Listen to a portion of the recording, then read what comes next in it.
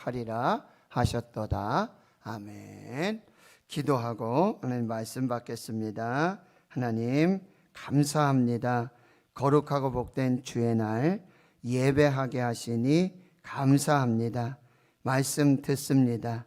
안 듣지 않도록 도와주시고 못 듣는 사람 없도록 도와주시옵시고 성령의 감동과 깨달음으로 하나님의 말씀을, 하나님의 뜻을 분별하여 듣고 순종하여 그 은혜와 복을 누리며 살게 하옵소서. 감사드리옵고 예수님의 이름으로 기도하옵나이다. 아멘. 사랑하는 성도 여러분, 행복하십시오. 성령 충만하십시오. 아멘. 오늘 본문 시편 132편, 저희들이 지금 시편 120편에서 134편까지 성전에 올라가는 노래, 성전 순례시 15편을 한 주 한 주 이렇게 함께 읽고 묵상하고 은혜 받고 있습니다. 오늘은 15번째 중에 13번째 시편입니다. 그리고 이 132편은 이 15편 중에서 가장 길고요, 또 가장 오래된 시편으로 알려져 있습니다. 시편 132편을 누가 언제 기록했는지 정확히는 알 수 없습니다. 다만 다윗이 평생의 유일한 소원이었던 성전 건축의 열망이 고스란히 담겨져 있고 하나님과 다윗이 맺은 언약이 나타나고 있으며 솔로몬이 성전을 건축하고 봉헌하면서 드렸던 기도에 비슷한 부분들이 포함되어 있는 것으로 보아 아마도 솔로몬이지 않을까라는 신학자들의 추측이 있습니다. 시편 132편은 크게 두 단락이에요. 1절에서부터 10절, 그리고 11절에서부터 18절까지인데요. 1절에서 10절 전반부에서는 다윗의 겸손을 기억해 달라고 하는 기도로 시작해서 바로 여호와, 그리고 야곱의 전능자를 향한 맹세와 서원, 하나님을 사모하고 갈망하고 소망함들이 맹세와 서원으로 기록되어져 있고요. 10절에서는 하나님 은혜의 얼굴을 내게서 거두지 마십시오 라고 하는 간구로 전반부가 마무리되고요. 11절에서 18절까지는 이런 다윗에게 하나님은 언약을 약속하시고 신실하게 그 언약을 이루어 가시며 은혜와 복을 주신 이야기들이 기록이 되어져 있습니다. 다윗은요, 기도하는 예배자였습니다. 하나님의 처소곳 야곱의 전능자의 장막에서 하나님의 임재와 임마누엘의 동행을 갈망하는 예배자였습니다. 하나님을 찾는 예배자, 하나님의 말씀을 찾는 예배자, 그리고 하나님 앞에서 전심으로 춤추며 예배하는 예배자였습니다. 하나님은 그런 다윗을 축복하십니다. 그리고 그 은혜와 복을 우리에게도 약속해 주셨습니다. 이것이 오늘 본문의 메시지가 되어지는 거죠. 저는 오늘 시편 132편 말씀, 다윗처럼, like David, 다윗처럼이라고 하는 제목으로 하나님이 주시는 은혜 메시지를 받도록 하겠습니다. 첫 번째는 다윗처럼 기도하고 다윗처럼 갈망하라고 우리에게 말씀하세요. 오늘 1절의 말씀을 여러분 다시 보시면 여호와여 다윗을 위하여 그의 모든 겸손을 기억하소서. 여기서 기억해야 할 겸손이라는 단어는 하나님으로 인한 고난, 고통, 또 역경, 근심, 염려, 자기 부인의 의미를 나타내고 있습니다. 이것이 다윗의 겸손을 기억해 달라고 하는 기도였는데요. 그 첫 번째 기도는 바로 하나님의 집 성전에서 하나님의 임재와 동행, 그리고 예배 갈망함과 사모함을 기억해 주십시오. 그 다윗의 겸손한 열망, 사모함, 헌신, 사랑을 하나님 기억해 주십시오라고 기도하고 있습니다. 사무엘하 7장에 보면 이제 다윗이 평안하고 모든 원수도 다 이기고 궁전 안에서 평안히 거하고 있는데 하나님께서 감동을 주시는 거예요. 아, 나는 이 백향목 궁에 이렇게 편히 살고 있는데 하나님의 언약궤는 지금 아직도 휘장 가운데, 천막 가운데 그대로 있다는 거죠. 그러니 하나님의 집, 성전을 건축할 그런 열망을 갖게 되어졌다는 거예요. 이것이 시편 27편 4절의 그런 사모함과 갈망인데요. 내가 여호와께 바라는 한 가지 일, 그것을 구하리니. 다윗 왕이 유일하게 한 가지 일을 하나님께 구하고 있는데요. 내가 내 평생에 여호와의 집에 살면서 여호와의 이름을 바라보며 아름다움을 바라보며 그의 성전에서 사모하는 것이다. 다윗의 평생의 유일한 한 가지 소원은 평생 동안 여호와의 집에 살면서 하나님의 임재와 하나님의 동행하신 가운데 살고 싶다라는 그 고백이에요. 시편 16편 8절에는 내가 여호와를 항상 내 앞에 모심이여. 항상 하나님의 임재를 갈망하면서 코람데오, 하나님 앞에서 살겠습니다라고 하는 갈망이 다윗에게 있었는데 하나님 이 갈망을 기억하옵소서 기도하는 것이죠. 그리고 두 번째는 이 하나님을 향한 이 열정, 사랑, 헌신, 이것인데 특별히 구별된 고난, 거룩한 겸손을 기억해 달라고 기도하고 있어요. 이건 뭐냐면 말씀드렸지만 성전을 짓고자 했지만 하나님께서 안 된다. 다른 기도 다 들어주셨는데 정말 하나님께서 기쁘게 들으실 만한, 정말 하나님이 기뻐하실 만한 하나님의 집, 성전을 지어서 하나님께 봉헌하겠습니다 라고 하는 다윗의 기도는 하나님이 거절하십니다. 안 된다. 이것이 다윗의 겸손함이라는 거예요. 응답하신 기도 감사, 거절하신 것도 감사. 이것이 다윗의 겸손함이라고 하는 거예요. 마치 모세가 장성에서 바로 공주의 아들이라 칭함 받을 수 있고 바로의 왕자로서 바로의 궁에서 얼마든지 편하게 살 수 있었어요. 그러나 하나님의 백성과 함께 고난받기를 잠시 죄악의 낙을 누리는 것보다 더 좋아하고 그리스도를 위하여 받는 수모를 애굽의 모든 보화보다 더 큰 재물로 여겼으니 이는 상 주심을 바라봅니다. 모세가 애굽의 바로 왕의 왕자의 그 궁궐의 영광과 평안함을 버리고 하나님의 백성들과 함께 광야에서 미디안에서 그 고난을 받으면서 겸손으로 훈련했던 것들을 우리가 생각해 볼 수 있는 거예요. 사도 바울은 이렇게 고백하고 있어요. 아직도 내가 날마다 내 속에 눌리는 일이 있는데 모든 교회를 위하여 염려하는 것이고 이제 너희를 위하여 받는 괴로움을 기뻐하고 그리스도의 남은 고난을 그의 몸된 교회를 위하여 내 육체에 채우겠다.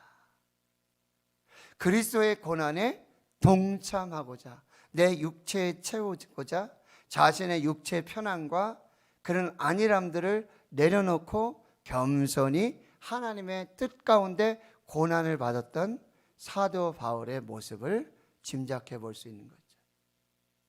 하나님의 거절하심 속에 겸손하게, 그럼에도 불구하고 하나님의 뜻을 구하며 순종하며 하나님 앞에 서 있었던 그 겸손한 기도를 기억해 주십시오 라고 기도하는 거예요. 세 번째 기도는 바로 10절의 말씀인데요, 주의 기름 부음 받은 자의 얼굴을 외면하는 은혜를 거두지 마십시오. 여러분, 하나님의 얼굴은 하나님의 은혜를 의미하는 거예요. 하나님께서 얼굴을 비추어 주시고 하나님께서 얼굴을 들어서 우리를 향해서 바라보시는 그것은 하나님의 은혜와 하나님의 평강을 말하고 있어요. 민수기 6장에 이 대제사장의 축복 기도문에 보면 이런 말씀이 있습니다.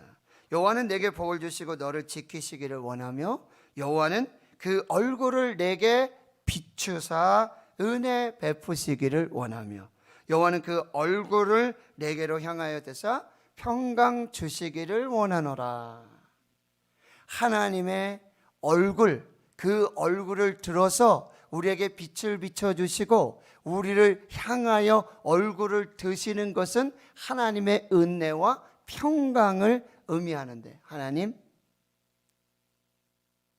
하나님의 얼굴을 우리에게서 외면하시는, 우리의 얼굴을 외면하는 그 은혜를 거두어가지 마십시오 라고 기도하는 거예요. 다윗이 이 기도를 드렸어요. 우리아의 아내 바세바를 범하고 나단 선지자의 그런 책망 속에 시편 51편에 다윗은 이렇게 기도하는 거예요.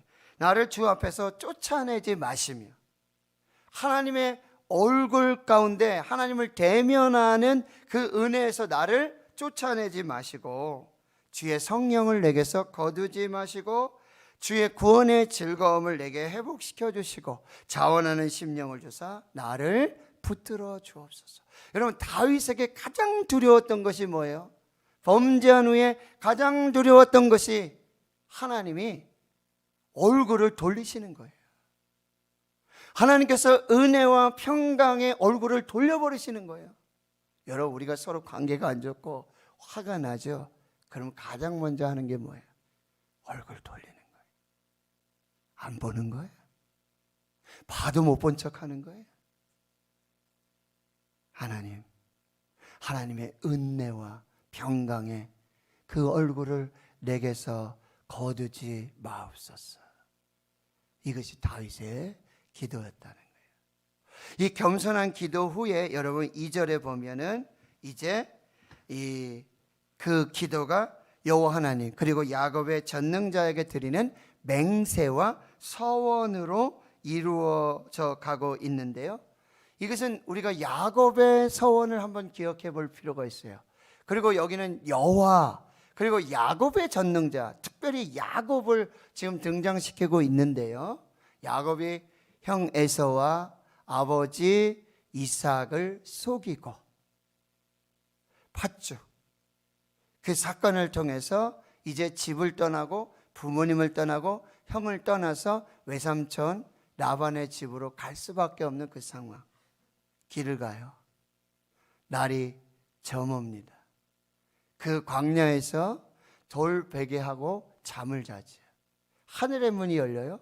하늘에서 사닥다리가 내려오고 천사들이, 하나님의 사자들이 오르락 내리락하고 거기 말씀이 있어요. 내가 너와 함께 있어. 내가 어디로 가든지 너와 함께 할 것이고 네가 갔던 그 땅에서 다시 돌아오기까지 너를 지키고 너를 붙들고 너를 떠나지 아니할 것이다. 아, 하나님이 여기 계시는군요. 이곳이 바로 베델이요 하늘의 문이군요. 거기에 돌베개 하던 그 돌을 기둥으로 세웠어. 돌을 기둥으로 세웠어. 여러분, 구약 성경에서 가장 먼저 하나님의 성전에 기둥을 세운 사람은 야곱이에요.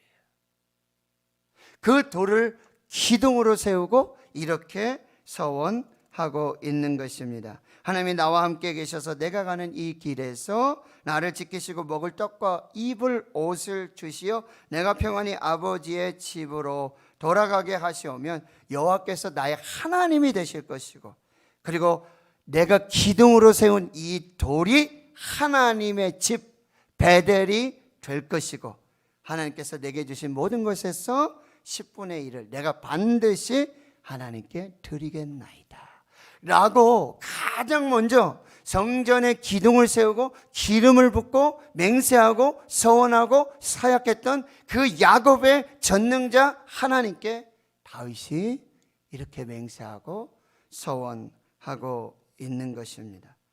그런데 5절에서 3절에서 5절까지 이렇게 그의 성전에 대한 하나님에 대한 사모함과 갈망함을 맹세하고 있어요. 내가 내 장막집에 들어가지 아니하겠다. 언제까지요? 여호와의 처소 곧 야곱의 전능자의 성막을 발견하기까지. 5절이죠.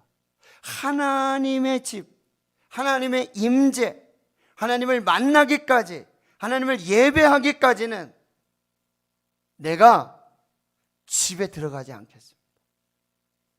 그리고 내 침상에서 편히 자지 않겠습니다. 잠들지도 않겠습니다. 눈꺼풀로 졸지도 하지 못하도록 하겠습니다 라고 하는 이 사모와 갈망함이 다윗에게 있었다라고 하는 거예요. 사랑하는 성도 여러분, 이것이 우리의 기도가 되고 이것이 우리의 갈망이 될 수 있기를 축원합니다. 목마른 사슴이 시냇물을 찾기에 갈급한 같이 영혼이 주를 찾기에 갈급합니다 라고 고백했던 시편 기자와 같이 내 영혼이 살아계시는 하나님을 갈망하오니 내가 어느 때에 나가서 하나님의 얼굴을 배울 수 있겠습니까? 성전을 사모하고 하나님의 얼굴을 사모하고 하나님의 임재를 사모하고 하나님의 은혜를 사모하였던 이 목마른 사슴이 시냇물을 찾기에 갈급한 그 갈망함들. 시편 84편에는요 만군의 주 여호와여 주의 장막에 어찌 그리 사랑스러운지요 내 영혼이 여호와의 궁정을 사모하여 쇠약했다. 만군의 여호와여 주의 장막이 어찌나 그리 사랑스러운지요 주의 성전이 어찌 그리 아름다운지요. 여러분 그 건물이 아름답다는 거예요? 거기 임재하시고 거기 함께 하시고 거기서 말씀하시고 거기서 우리의 예배를 받으시고 예배를 통해 우리를 만나주시는 그 하나님이 거기 계시는 그 여호와의 궁정, 여호와의 집을 내가 사모하고 내가 갈망하고 내가 사랑함으로 내 육신이 쇠약해지고 영혼이 쇠하여졌다라고 고백하고 있는 것입니다.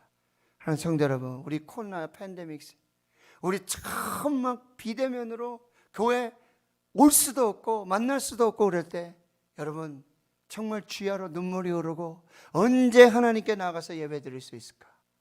지나가다가 십자가만 봐도 교회만 봐도 여러분 그 마음들이 지금 우리 사라지고 있지 않습니까? 편한 거예요. 그냥 좋아요. 다시 다윗처럼 이 겸손한 기도와 이 하나님을 향한 갈망이 회복될 수 있기를 축원합니다. 두 번째 주시는 메시지는 다윗처럼 하나님 앞에서 전심으로 예배하라는 것이죠. 여러분 오늘 5절 말씀에 6절에 보면 우리가 그것이 에브라다에 있다함을 들었으니 나무밭에서 찾았도다. 그러면 지금 다윗이 지금 뭘 찾고 있는 거예요? 여호와의 언약궤를 찾고 있는 거예요. 여호와의 언약궤는 무엇입니까? 하나님의 임재의 상징이고 그 언약궤에는 뭐 십계명의 두 돌판이 있죠. 만나를 담은 항아리가 있고요. 아론의 쌍난 지팡이가 있어요. 그 언약궤 자체가 하나님이고요. 언약궤 자체가 하나님의 임재고요. 언약궤 자체가 말씀이에요. 다윗은 지금 하나님을 찾고 있고 하나님의 임재를 찾고 있고 하나님의 말씀을 찾고 있는 것입니다. 그래서 하나님의 임재와 하나님의 은혜의 말씀을 찾으라고 우리에게 말씀해 주세요. 여러분 이 언약궤는 광야에서 하나님이 모세에게 계시를 주시고 그 모세를 받아서 성령과 지혜가 충만한 부살렐과 오홀리압이 만들었던 그 조각나무로 만든 상자와 같은 것이죠. 그게 광야에서 구름기둥 불기둥과 함께 움직이다가 이제 여호수아에 의해서 요단을 건너서 가나안 실로에 안치되게 되어지는 거죠. 사무엘 시대에 어떤 일이 벌어져요? 블레셋과 싸우는데 이게 마치 부적처럼, 이게 나가면 그냥 이기는 것처럼 들고 나갔다가 결국 엘리의 두 아들 홈니와 비느하스가 죽고요, 언약궤는 뺏기고요, 그리고 그 언약궤는 블레셋 5도시를 돌면서 홀로 하나님이 싸우시는 역사들에 다곤의 신상이 무너지고요, 독충들이 막 나타나고 역사가 나타나니 그걸 이제 뭐요? 아직 전나지 않은 그 암송아지의 술에 매어서 이제 다시 이스라엘로 보내잖아요. 근데 그 언약궤가 이제 기랏 여하림, 이 아미나답의 집 엘리 아십에 의해서 보관되어지면서 지켜지게 됐는데, 여기 보세요. 에브라다 그랬죠. 에브라다는 이 다윗의 고향인 베들레헴 에브라다입니다. 그리고 수풀에서 찾았다. 이 수풀이라는 단어는 이 기랏 여하림이라는 뜻이 바로 수풀의 도시라는 뜻이에요. 살림의 도시. 거기 나무들이 많고 수풀들이 맞아요. 근데 거기 어느쯤 어디 지역에 그 기랏 여하림의 베들레헴 에브라다에 그냥 방치되어 있는 거예요. 20년 동안 이스라엘이 여호와를 사모해요. 하나님의 말씀을 사모해요. 그런데 누구도 사울왕 시대에는 그 언약궤를 옮길 생각을 하지 못해요. 다윗이 왕이 되면서 가장 먼저 했던 일이 뭐예요? 바로 이 언약궤를 다윗성으로 옮기는 거예요. 그리고 천막을 만들고, 이게 바로 사도행전 11장의 다윗의 장막을 말하는 거예요. 그 장막에 이 언약궤가 안치되어지게 되는데, 근데 이게 쉽지 않아요. 수레해가지고 언약궤가 오고 있는데 이 누굽니까? 나곤의 타작 마당을 지나는데 소가 거기서 뛰어요. 그러니 우사가 뛰는 언약궤를 손으로 만져요. 그러나 이것이 하나님의 말씀이 아니죠. 하나님의 명령이 아니니까 거기서 우사가 죽어요. 베레스 우사, 지명이 나타나게 되는 거예요. 그래가지고 이 언약궤를 다시 오벤 에돔의 집에 두게 되는데, 거기 3개월을 지나는데 하나님이 그 가정에 복을 주시는 거예요. 은혜를 주시는 거예요. 그러니 다윗이 이제는 모든 천부장과 백부장들 이스라엘 모두에게 알리고 레위인들과 제사장들을 불러서 이제 채를 만들어서 이 언약궤를 레위 제사장들이 메고 드디어 다윗성으로 들어오게 되어지는 것이죠. 여러분, 그리고 예루살렘 다윗성에 바로 이 언약궤를 안치하게 되는데, 이 언약궤가 뭐예요? 성전의 중심, 성막의 중심이 되고 핵심이 되는 거예요. 그럼 우리 예배의 중심이 뭐예요? 하나님의 임재예요. 예배의 핵심은 하나님의 말씀입니다. 이것을 지금 다윗이 구하고 찾고 있다는 거예요. 다윗은 하나님의 임재, 임마누엘의 동행하심, 그리고 하나님의 말씀을 간절히 찾는 예배자였다라고 하는 거예요. 여러분, 하나님 앞에 올 때 하나님의 임재를 갈망하며 오셔야 돼요. 하나님의 말씀을 들으려고 오셔야 된다고요. 귀 있는 자는 성령이 교회들에게 주시는 말씀을 들을지어다. 제가 금요일날 말씀드렸어요. 하나님의 말씀이 선포되는데 두 종류의 사람이 있어요. 안 듣는 사람이 있어요. 하나님의 말씀이 선포되는데 안 듣는 사람이 있어요. 그냥 안 들어요. 두 번째는 듣지 못하는 사람이 있어요. 들어도 몰라요. 깨닫지 못해요.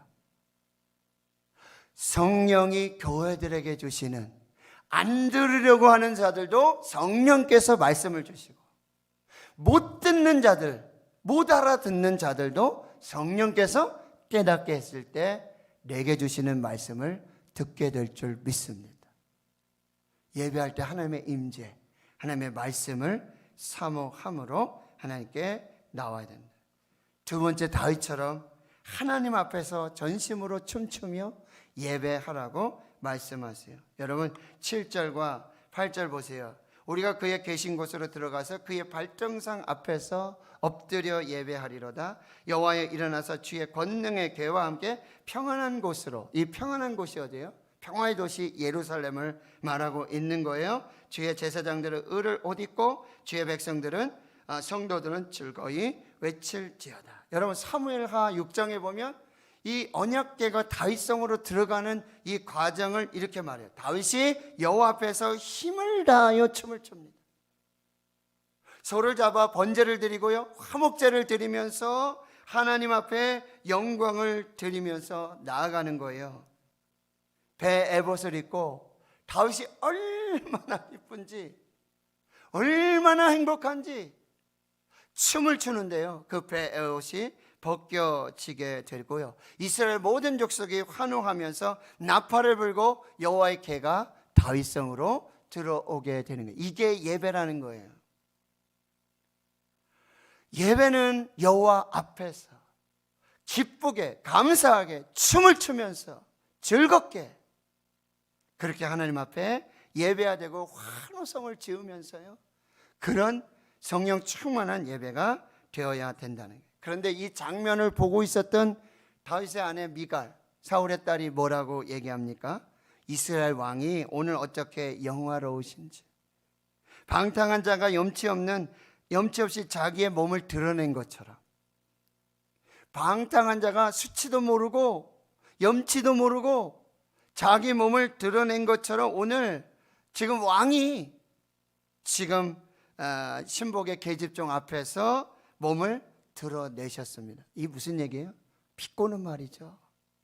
아주 조롱하고, 하지만 다윗은 하나님 앞에서 춤추고 있는데, 다윗은 하나님 앞에서 기뻐하고 있는데, 즐거워하고 있는데, 찬양하고 온 백성이, 거기 누구 하나 백성들이 있으면서 거기 레위인 제사장들이 왕이시 옷이 벗겨졌습니다. 이거 안 됩니다.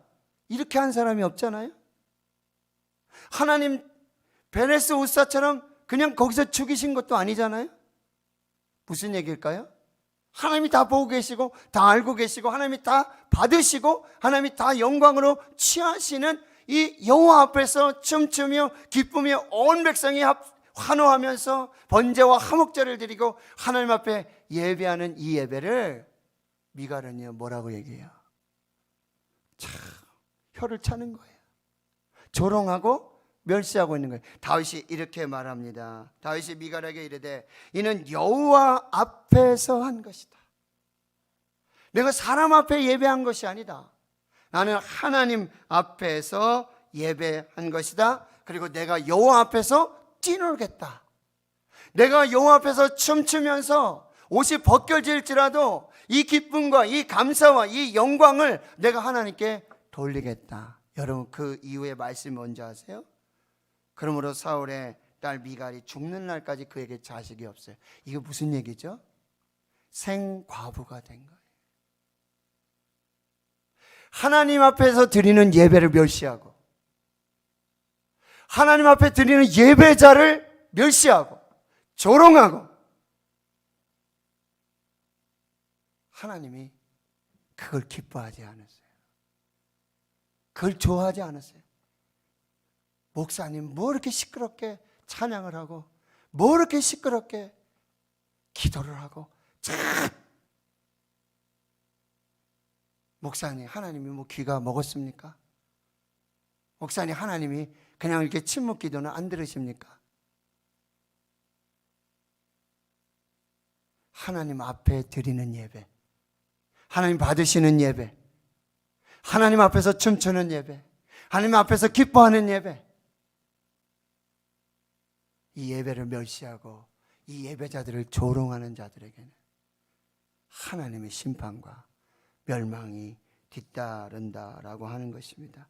사랑하는 성도 여러분, 우리의 예배가 하나님 앞에서 전심으로 춤추며 기뻐하며 감사하며 찬양하는 그 예배가 될 수 있기를 주의 이름으로 축원합니다. 이제 결론은 뭐예요? 다윗처럼 이렇게 예배하는, 하나님께 기도하고 하나님을 갈망하고 하나님 앞에서 전심으로 하나님을 예배하는 이 다윗에게 하나님 뭘요? 언약을 세우시고 은혜와 복으로 축복하셨다라고 하는 거예요. 그게 11절에서 18절의 말씀이에요.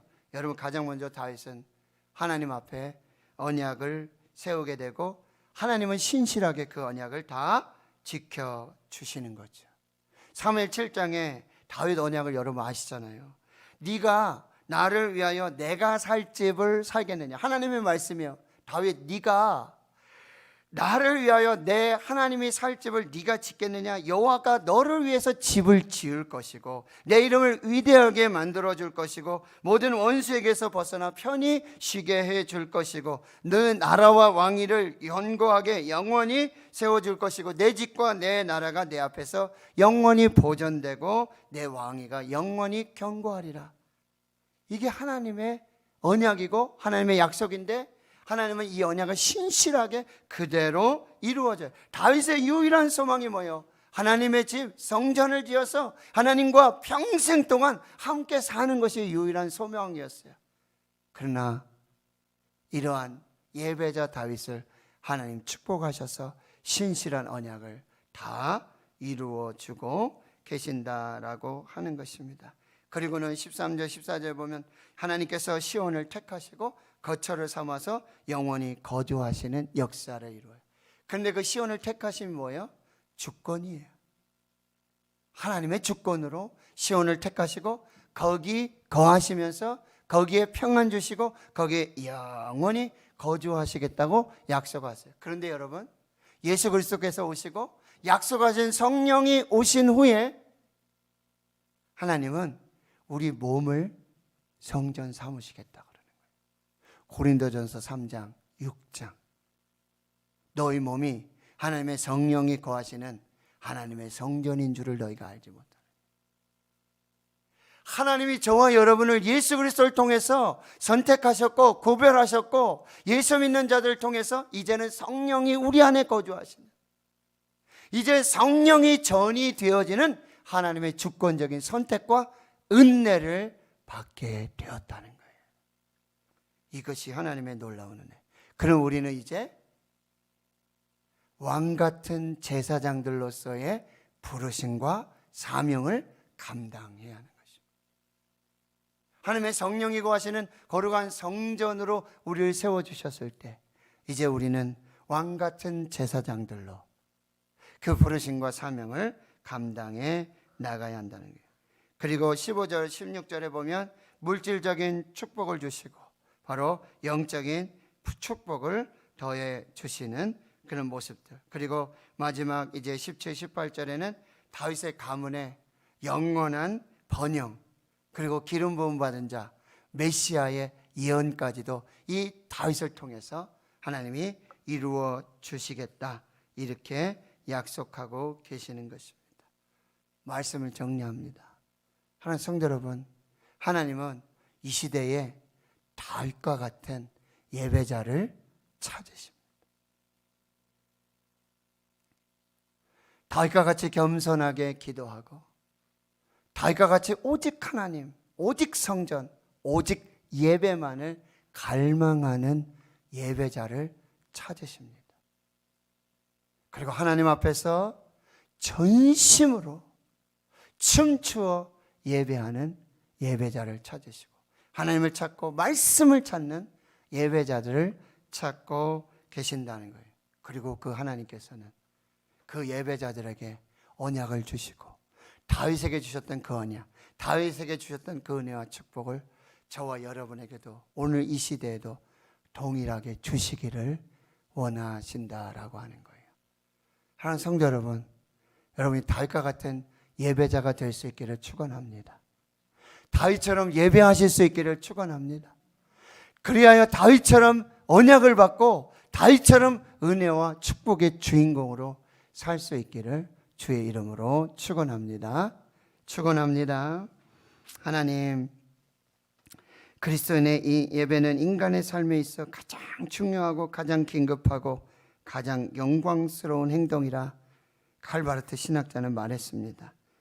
하나님, 다윗처럼 우리 하나님만을 갈망하고 다윗처럼 하나님 앞에서 전심으로 춤추어 예배할 때 다윗과 같은 언약의 주인공, 은혜와 축복의 주인공으로 살게 하여 주시옵소서.